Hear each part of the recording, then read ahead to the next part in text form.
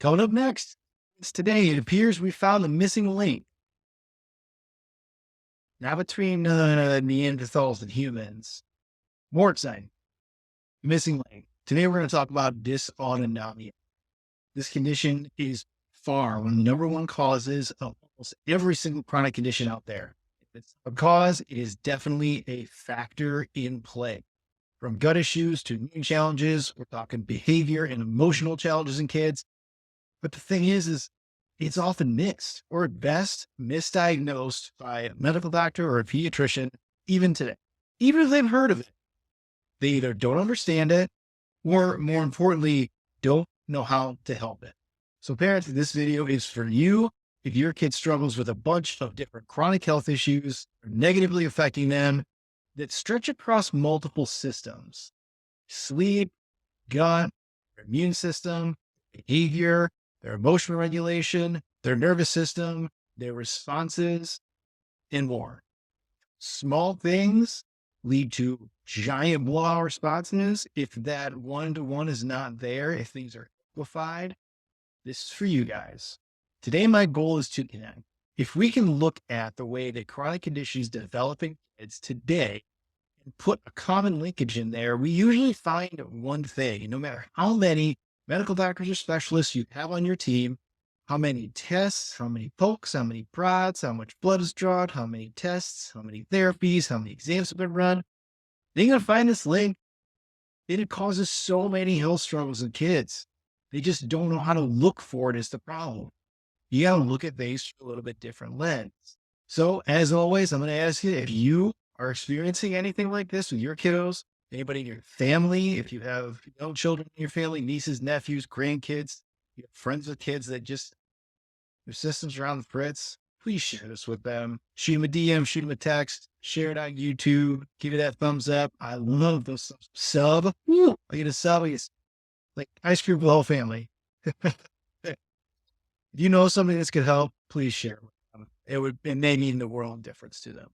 Oftentimes early on that we get these dysautonomia diagnoses, and it's usually kind of, well, we don't know what else to call it. We're just going to call it this. Tends to be later on in these very complex cases, such as Francesca's. Francesca fought a battle with seizures. Year after year, her battle grew bigger and harder, and her hope for healing was getting smaller and smaller. Things started off as just a small absent seizure where she kind of spaced out for a second, snapped right back, and eventually progressed over time because she did not grow out of it into full atonic and grand mal seizures. She wasn't responding to medication anymore. And this was a challenge that no kid should face. Young kid, medium kid, teen kid, we shouldn't be facing these things. That milestone in life when you're in the late 15s, early 16 rolls around for a driver's permit and a driver's license, and seizures held her back. She wasn't able to get through this. She wasn't able to get her hands on her permits or her driver's license, which, I mean, I can remember when I was 16, over half a life ago, that thing was the ticket to freedom. I'd looked forward to it for years. And for Francesca, it was out of reach. Unfortunately, this started to spiral her into other things as well. Depression and anxiety were the first things that jumped up. Gut issues, constipation, insomnia, all of these things seemingly unconnected. But when we took a deeper look into the functioning of her nervous system, we saw that link, that missing link that we talked earlier about, that dysautonomia. Just like you're seeing right now, her mom saw some information online talking about this, talking about dysautonomia, talking about neurologically focused pediatric chiropractic, and said, you know what? We tried it all. Why don't we try this? And luckily, they turned towards neurologically focused pediatric chiropractic for answers and, most importantly, help. After getting a full analysis, Francesca started on a care plan, and neurologically focused adjustments helped to calm her noisy brain so that her body was able to shift back into that rest, digest, grow, heal, repair mode, that parasympathetic part of the nervous system.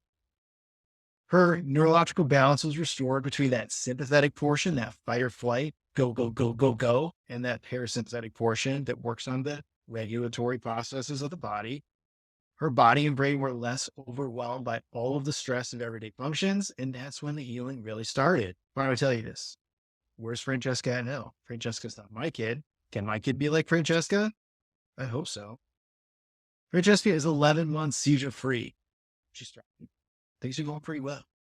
Her mom says that she's much happier. She's less anxious. She's more confident. And she got a driver's license. How cool is that? She's living a life that's dramatically different and better because her family, number one, didn't give up on her. And number two, sought for more answers. They wanted to look a little bit deeper and they believed in her body to heal. And they wanted to look at things through a little bit different lens. And that lens led us to where she is now. Pretty cool. How do we know if dysautonomia is affecting your kiddo? We had great things with Francesca. What can we do with you? Well, are things based out? Dysautonomia presents a wide variety of symptoms and challenges, including, but not limited to, fatigue, lightheadedness, dizziness, fainting, anxiety, headaches, gut issues, suppressed immune function, and more. It's kind of like the side effects to any medication ever produced on commercial TV. But oftentimes, dysautonomia can be the answer and an explanation that parents have been searching for to explain why their child struggles with all of these different health challenges. Despite seeing multiple medical specialists, they still haven't had an answer. They don't have the results, they haven't found the help that they want and they need. Dysautonomia itself is a neurological condition. It results in major imbalances within the autonomic nervous system. Remember that automatic system that works behind the scenes? We don't control, it controls us. It's linked to overused, overstressed, overactive sympathetic nervous system, that fight or flight. Oh my word. I'm only going 5 over and the cop's pulled out behind me and the blue lights are on. Even if they're not pulling you over, you get that, boom, boom, your heart starts beating, you start sweating. We have that overactive sympathetic nervous system, subluxation of the central nervous system at a whole or in parts, and then vagus nerve dysfunction or disorder. So we talked about the vagus nerve. We know how important it is. We talked about subluxation. We know how the impact of that can go. And we talked about the sympathetic system. We know all of these systems together. Well, that dysfunction, that wheels falling off the bus, not going round and round, there's your dysautonomia. It's important to remember, though, that dysautonomia pulls in other systems too. So gut and digestion, respiratory and immune, motor and musculoskeletal, as well as mental and emotional regulation. It is a full-blown bipolar fire all over the body. Neurologically focused chiropractic adjustments focus entirely on addressing that subluxation and dysautonomia, looking at removing from that central nervous system so that central nervous system can function, process, respond, take information in, regulate, put information out as it's supposed to. We have balance, and we're not using drugs. We're not using surgeries or medical therapies that come with a bunch of other side effects. Oftentimes, people under care, kids under care, teens under care, parents under care, will report that they see improvements in sleep, digestive function, immune response, motor planning, coordination, behavioral and emotional regulation, and more. And it's not that I'm adjusting people to adjust away their anxiety or adjust away their ADHD or adjust away their autism. It doesn't work like that. But when we have a system that's stressed and we can remove that stress, that interference, that subluxation, whatever you want to call it, well, that system has more ease to work in. The processing works better. And all of those symptoms that we get as a result of a dysautonomic, messed up system, they're not there. We can have the proper responses that we need. The body functions better. So if you think your kiddo may, or moms, dads, you may be experiencing dysautonomia, well, hop on our website. We've got a sign-up link. You can get a 15-minute call, consultation, completely free of charge, and we can talk about this. This brings up a lot of questions. This is looking at things through a different lens. This is taking care of things a different way.